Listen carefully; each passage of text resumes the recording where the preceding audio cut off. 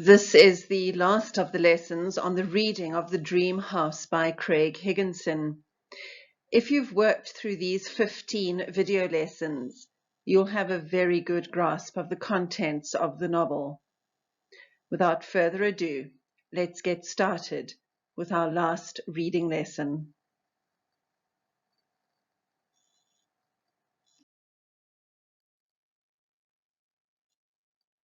We are well and truly into the 5th act of this drama.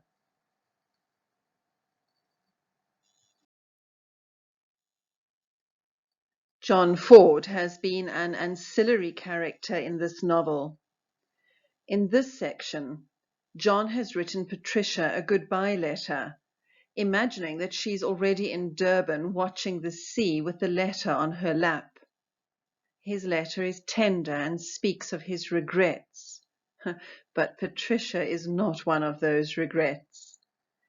You'll note that John gives his name to just one chapter in the novel, this one.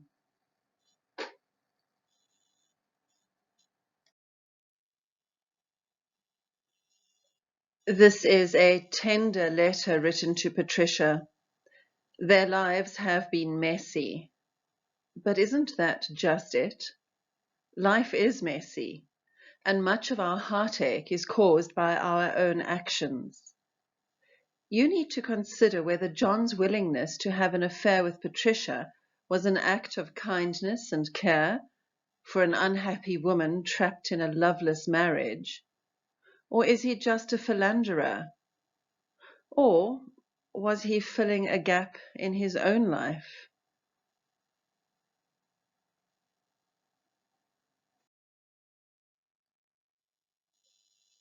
On page 231, we have Patricia's second last chapter.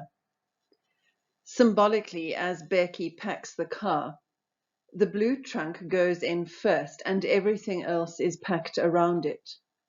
Richard is walking around looking at the garden.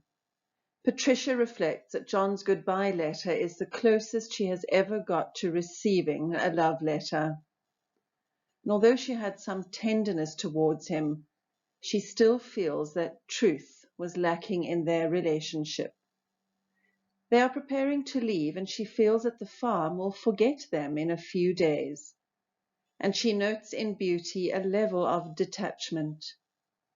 She asks why Beauty never said anything before, presumably about Grace and Richard. Beauty insists, "This is where I live." The dog is restless, sensing irregularity, possibly because of the tone of the conversation between Patricia and Beauty, or because it senses its imminent fate.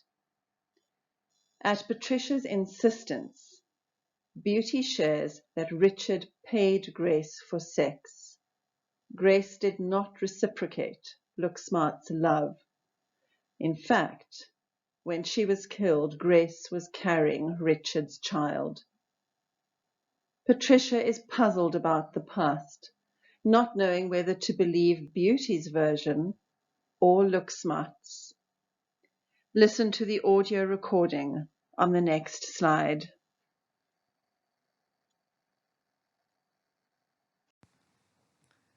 Patricia, page 231 to 236. Becky is fitting the suitcases together in the boot of the car. The blue trunk went in first, and everything else, including the walker, is being arranged around it. In another part of the garden, Richard is inspecting the roses. Sometimes he turns around and looks behind him, as if expecting Rupert and George still to be nosing about somewhere at his heels. It's an innocuous-looking scene.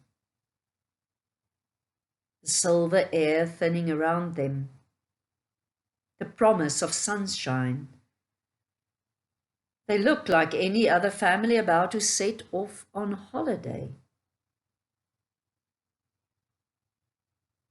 John's letter is the closest she has ever got to receiving a love letter from anyone. She was moved on her first reading of it, when she took it at its word.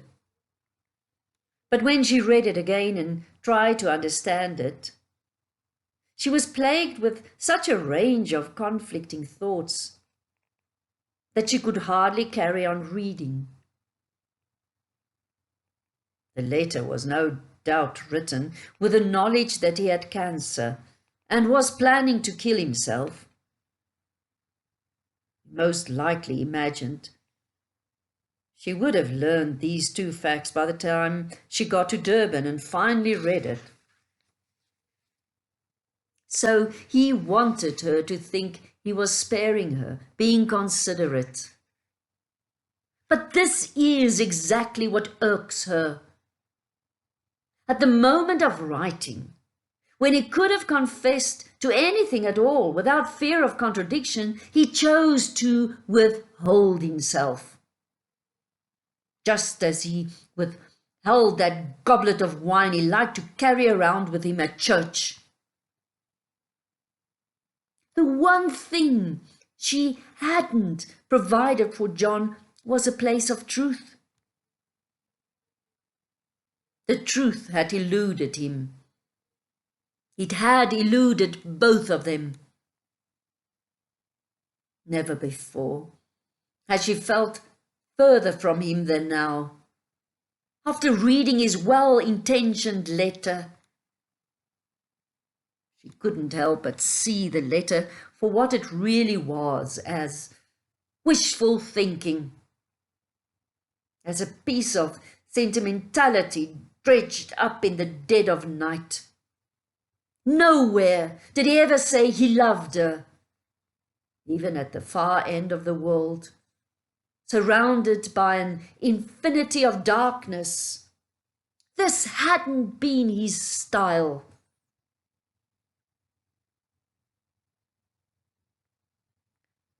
The letter is still in her lap when Beauty appears at the doorway and finds her sitting on the wheelchair on the stoep.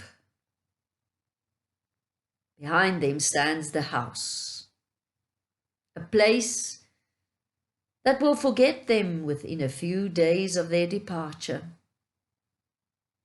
The trace of them in the remaining boxes, and then the smell of them, until the house exists as a cave does, but without their names carved into the walls.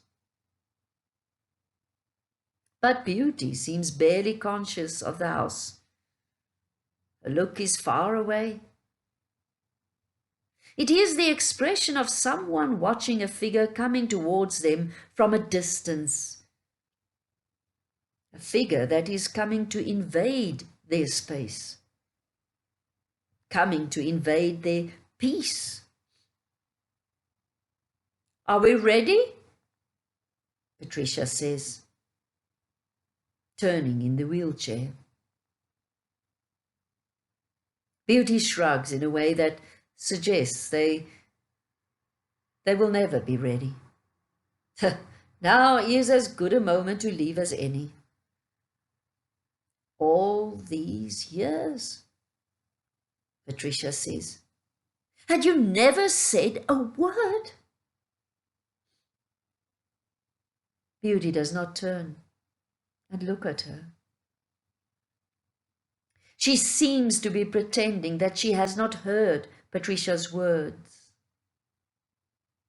But Patricia can see that the woman has heard her. From the slight hardness in her gaze,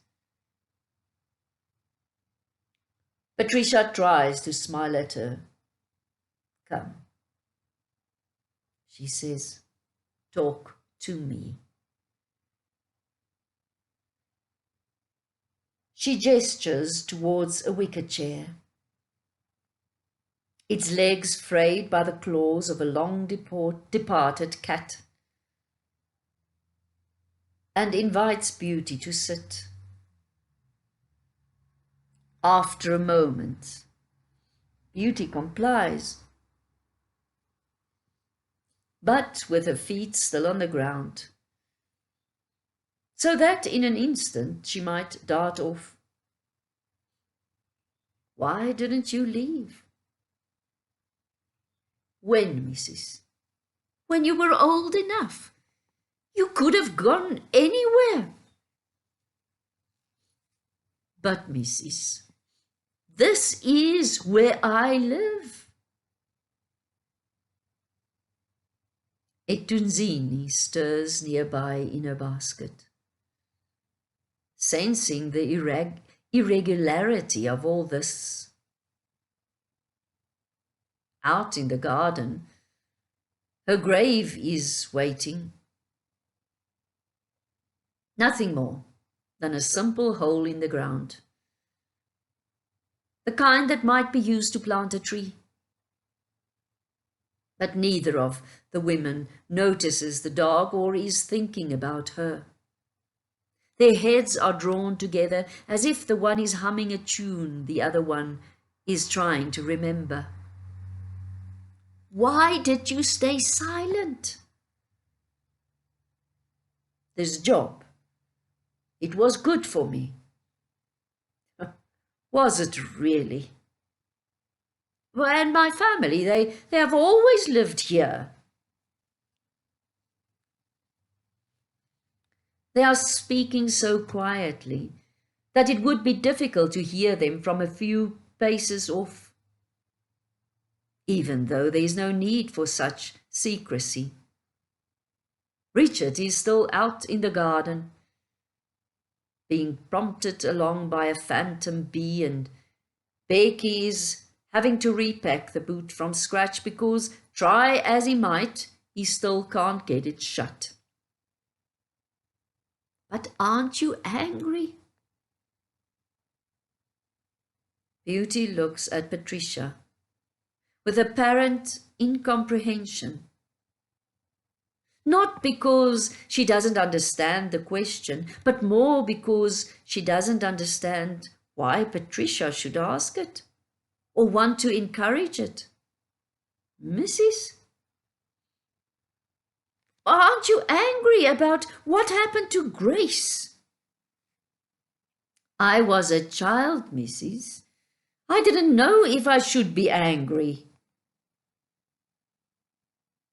Patricia stares hard at the other woman, waiting for her to continue, not wanting to let her slip away with a few words or a look.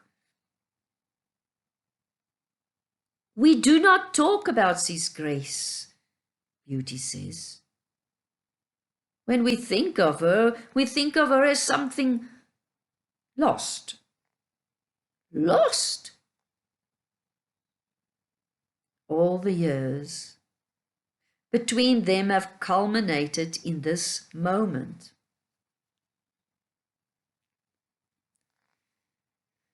The air around them is dim, shutting out the sound of the weavers in the trees, the earth movers, beggars struggle with the suitcases. Beauty, please, you have to tell me the truth. But why, Mrs.? Beauty asks the question genuinely, perhaps wanting to understand what the truth might sound like or what it might do. Because that's all we have left. Beauty lets out a sigh that is both grief and impatience. Mrs., you really want to know? Yes! This word brings Richard to a stop in the garden. He glances in their direction before returning to his pantomime in the garden, sniffing the roses like he's never smelt a rose before. I think another day will be better. No, Now, today. Becky has almost finished packing the car when he sees Beauty's red suitcase sitting near the passenger door. He goes over and picks it up and returns to the renewed puzzle of the boot. Says Grace. What? Please, Beauty, we don't have any time. She was with Ubas. There were other times before. Neither of them looks up at Richard when Beauty says this, as though the man in the garden is someone else, and the present is far away, no more than a trick of the light. What do you mean exactly? Beauty leans forward, her knee knocking the wheel of the wheelchair, making it creak. When she speaks, she does so rapidly as if each of the words has already been arranged inside her. Boss, he would pay her money each and every time. They said that Sis Grace never loved Look Smart.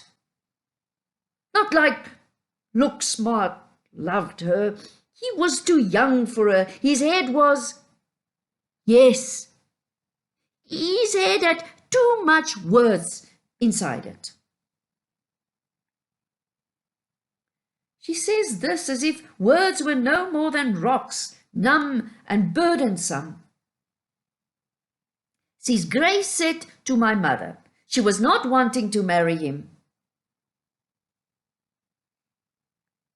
Patricia remembers the 2 red lights from the night before. Look Smart's satisfied departure. It seems so sad now. The gaps that Look Smart carried away inside him, not even knowing that they were there. But he said they loved each other desperately, she says. He said she was good. Good. The word hangs in the air like the word truth, simply as another way of presenting oneself to the world. She had nothing, Beauty continues. And Ubas, he paid her. Sissy Grace did not think about good or not good. Ubizama, ukupila. She was trying to survive.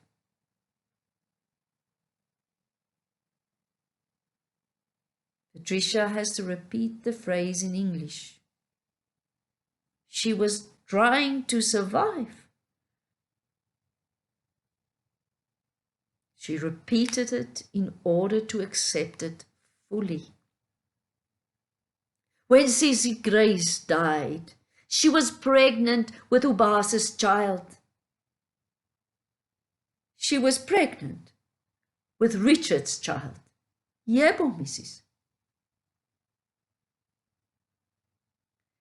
Becky has finally managed to arrange the luggage so that he can close the boot, which he now does, gingerly.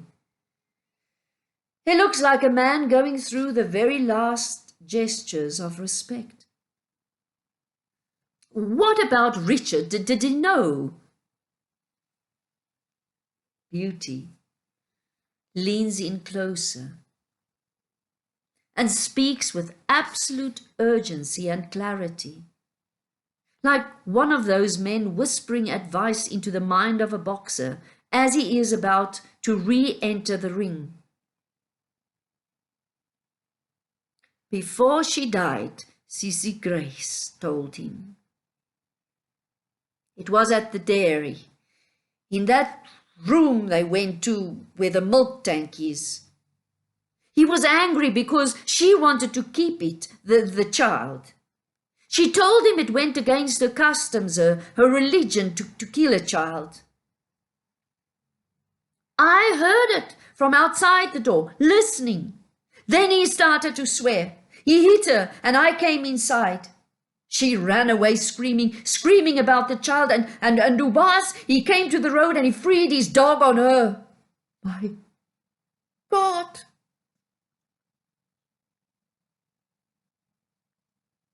Beauty is watching her, trying to see how much more she can take. What else could there be? What else to take?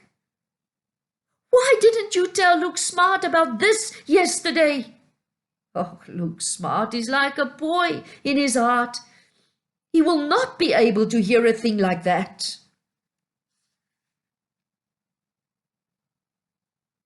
Becky is standing at the car,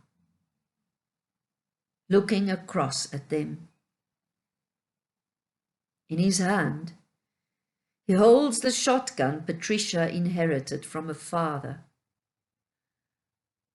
But neither she nor Beauty acknowledges him. Luke Smart has his own story, Patricia says. And he was very convincing about it. Why must I now believe you? Beauty straightens up. She looks across at Becky and seems to consider the gun. When she speaks, it's as if the conversation is already concluded, and she will have no further part in it. Mrs., she says, you must find the truth for yourself. They don't speak for a while. Becky stands there with a gun and Richard paces the garden. A slight springiness in his step. It means he's needing to pee. Still feels to Patricia that the man in the garden is someone else. Little more than a photograph of a relative already long dead.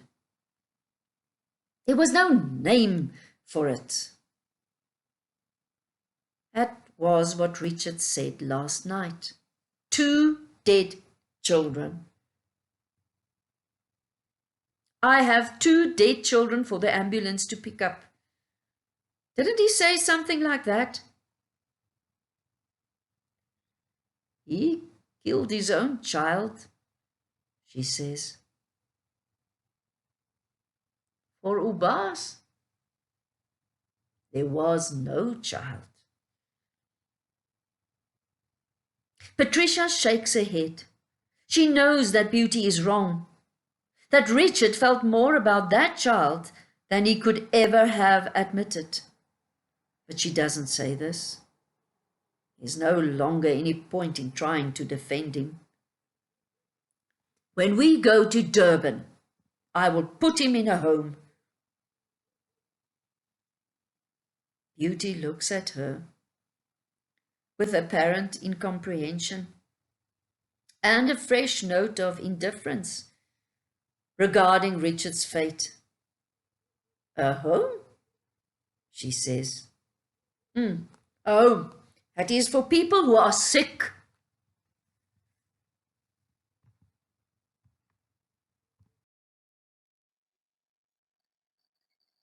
The dialogue in this chapter is key. Each character is grappling with the truth, with the memory of what has happened to them all. Memory is unreliable. It's fragile. And if our truth is reliant on an accurate memory, then is there such a thing as truth at all? We all have our own stories, and our stories are multifaceted. We need to spend time finding out the details of our own stories, our own truths. And we can only do that by engaging with events from our past and the people who were there with us, with their different points of view.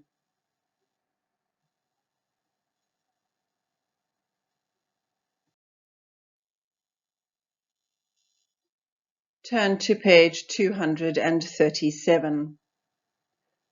The dog is about to be killed, and Patricia apologizes for asking this of Becky. The dog does not understand how much the world has changed. In personifying the dog and giving it thoughts, the author shows that times have changed.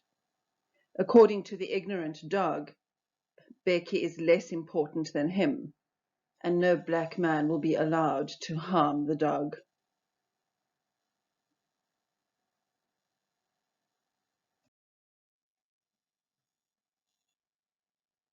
The personification of the dog is ironic. It is another allusion to the disparity between white landowners and poor black workers.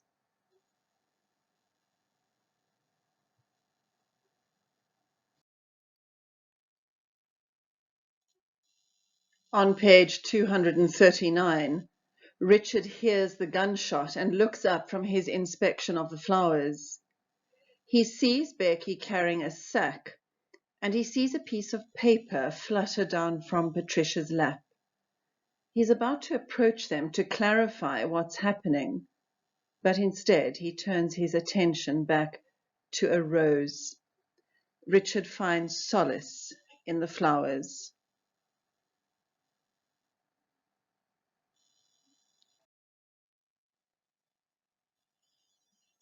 The final chapter of the novel belongs, of course, to Patricia. Becky prepares to drive the car away from the farm, and Patricia is handed the house keys. She remembers that John's letter is still on the stoep, along with the now empty dog basket, but she elects to leave it there.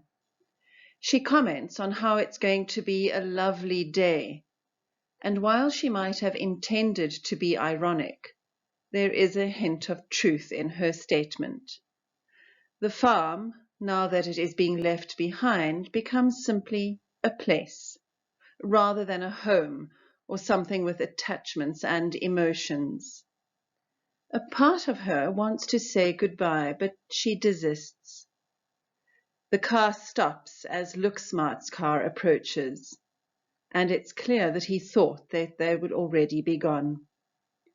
She gives Becky the house keys, and these are tossed to Looksmart. The drivers exchange a wave, and the cars move on.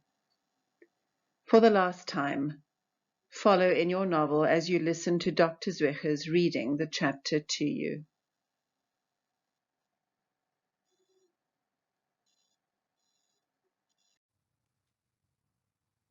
Patricia, the last chapter, page 240. The sun is shining through the cloud when she climbs into the car, as if things are finally looking up on the farm, now that they're leaving it. Becky starts up the engine, and they sit for a while, considering, before he puts the car into gear, and it begins to roll forward over the uneven lawn. On the stoep is Etunzini's vacant basket, with a puddle of water drying around it. "Did you lock the front door?" "Yebo, madam." "And the wheelchair?" "It is inside." "Oh, well, I should probably buy a new one in Durban. That one started to dig into my back." Without commenting on this, Becky takes the keys from his pocket and hands them to her. They are still warm from the warmth of him. She knows every key on this bunch and he is familiar with every lock. She knows exactly how to manipulate every lock, because some of them are old and difficult, and someone who didn't know them might think at first that the key didn't fit. Not knowing what else to do with them, Patricia puts the keys in the cubbyhole amongst her papers. The other set of keys is with the removal men, who will let themselves into the house later in the week. She realizes then that John's letter is still somewhere on the stoep, but she decides to leave it there. For the paper itself is hardly the point. She can see the bloodwoods, tall and wet and winking in the sunlight. But otherwise there are to be no witnesses to their departure.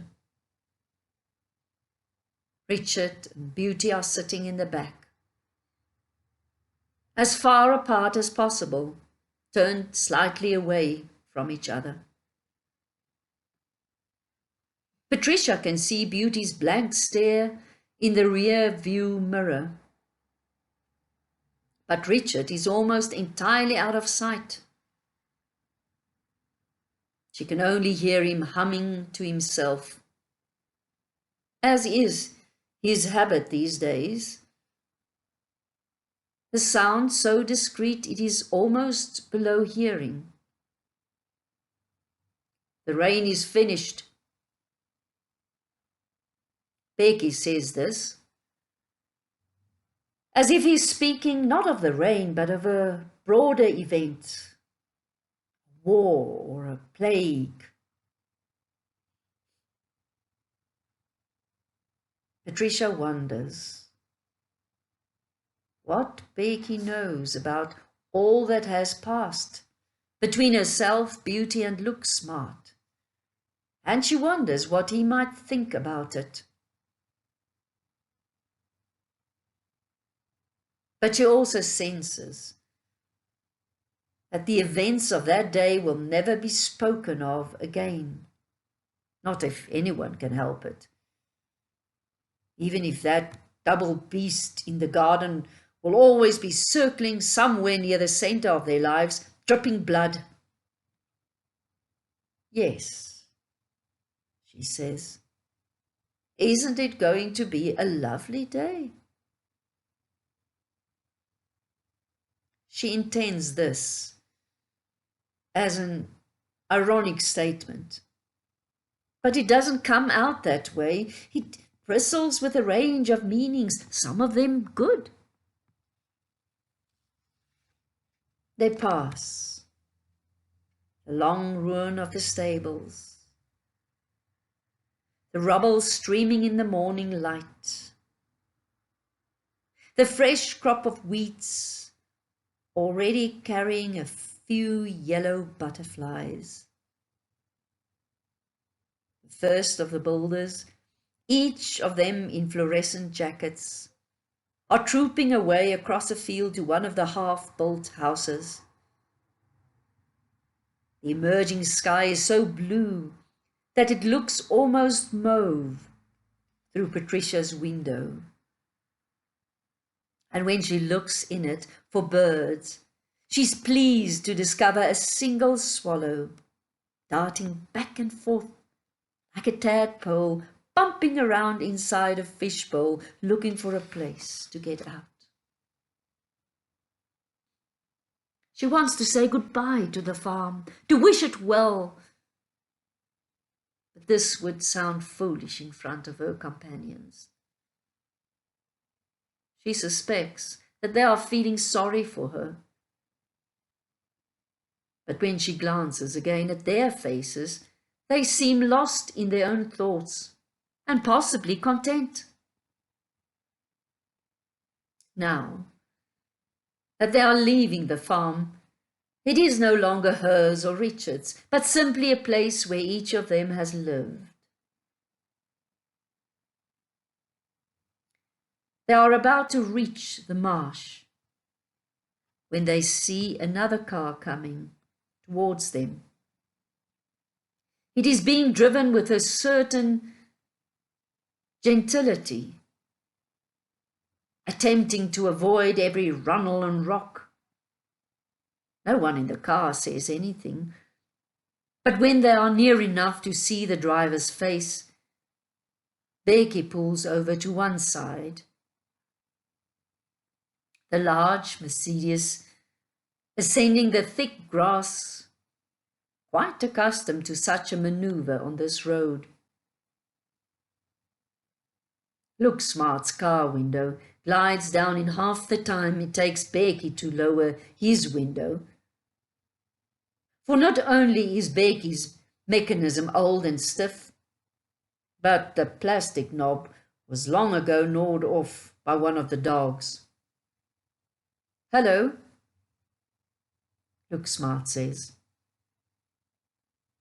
He looks a bit embarrassed, and it is clear that he was hoping they had left. Today he is wearing a navy blue golfing shirt, and he looks affluent and comfortable. Patricia suspects that she misjudged him yesterday. He was probably far more at home in that suit than she gave him credit for. "Are you coming to make sure we're actually leaving?" she jokes. He doesn't seem to hear her properly and says, "I'm sorry, I didn't mean I thought you'd be gone." She and Look Smart try to see each other past the other heads and through the gloom of the cars, but they remain little more to one another than a silhouette. "I suppose he'll be wanting the keys," she says to Becky. She takes the keys out of the cubbyhole, and Becky lobs them through the air to Look Smart, who catches them easily. There is an opportunity for one of them to speak, to say a few words that might help them to laugh the moment away. But each of them keeps their peace. And as the two drivers ease forward, they raise their hands and carry on.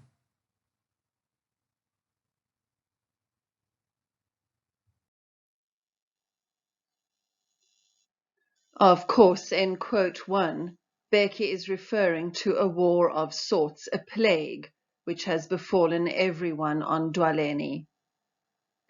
Is Patricia's departure from Dwaleni a lovely day? And if so, for whom?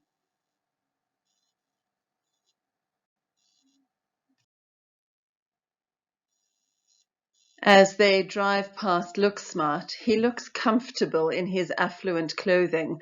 They're not borrowed robes after all, to quote from Shakespeare's Macbeth. The handing over of the keys to the farm is symbolic. Dwaleni is changing hands, just as the South African post-apartheid landscape is continuing to change.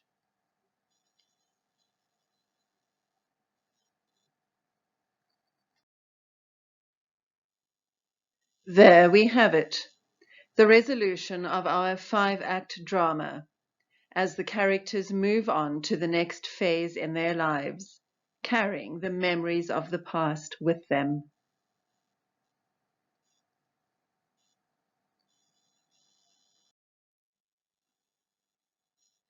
Please read through the notes in your study guide before answering the last 7 questions on the novel.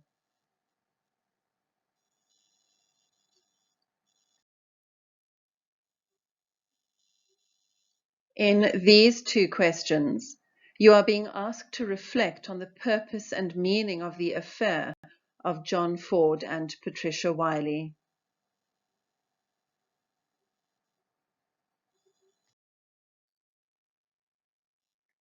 These 3 questions refer to Patricia's grappling with the truth of what happened on Dwaleni. She is, in her own way, starting to realize what Chimamanda Adichie calls the danger of a single story.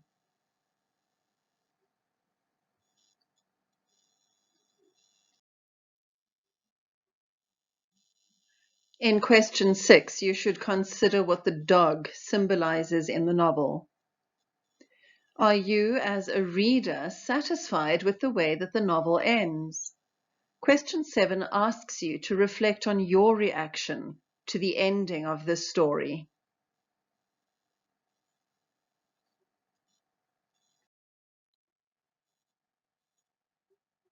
John's death is yet another one for Patricia to process.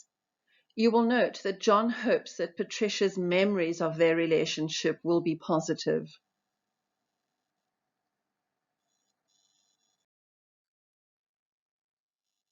Patricia does not receive John's letter in the spirit in which it was written. Patricia is annoyed by the lack of openness between them, by John's reserve. She realizes that she would have preferred a more robust relationship, an open and honest one. John's letter fails as it results in a further alienation.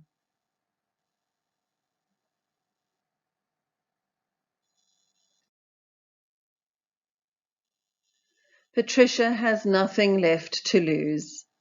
Everything that was dear to her has been destroyed. She feels that if she hears everything about what happened between Richard and Grace, she will be able to both understand the past and be able to come to terms with it.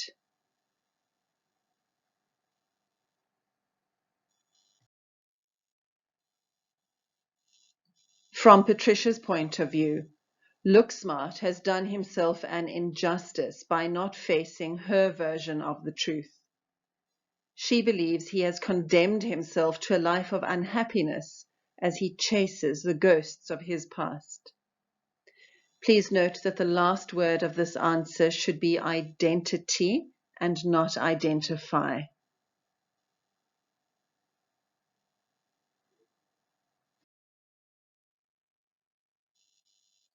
Richard's fixation with 2 dead children now makes sense to Patricia. Patricia recognizes that the deaths of Rachel and Grace's unborn child haunt Richard, even in his demented state.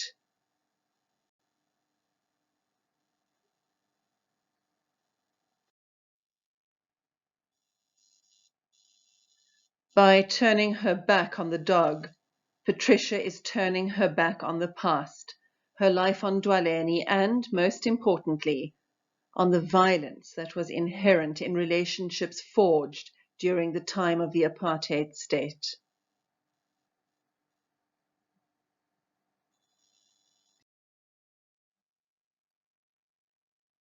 Your reaction to the conclusion of the novel is yours. It doesn't matter to an examiner whether you experience it in a positive or a pessimistic light.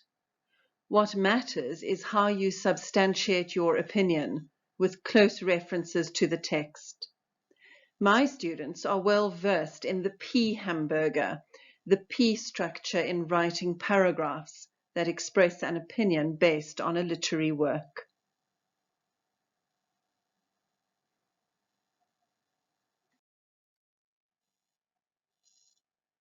For those of you unfamiliar with the P approach to writing answers, this slide should be helpful. You make your point. In this instance, you state whether you think the ending of the novel is optimistic or pessimistic. You then provide evidence that substantiates or proves your point, and then you explain how your evidence, usually carefully selected quotations from the text, proves your point.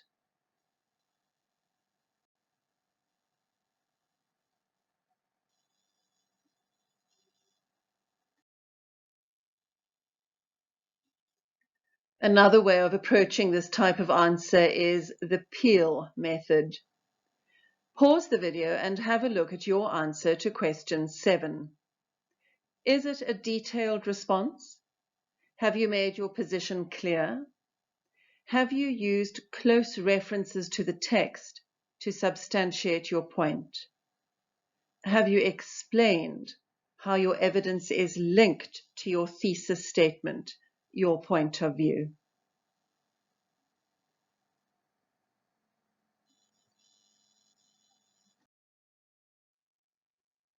Finish your notes. We've certainly not finished with our study of the novel.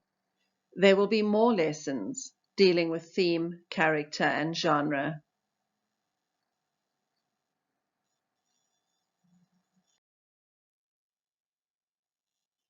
Well done, Matrix. You have completed your reading of the novel. If you have any queries, please feel free to contact me. I wish you everything of the best as you prepare for the assessments that will follow. You've got this.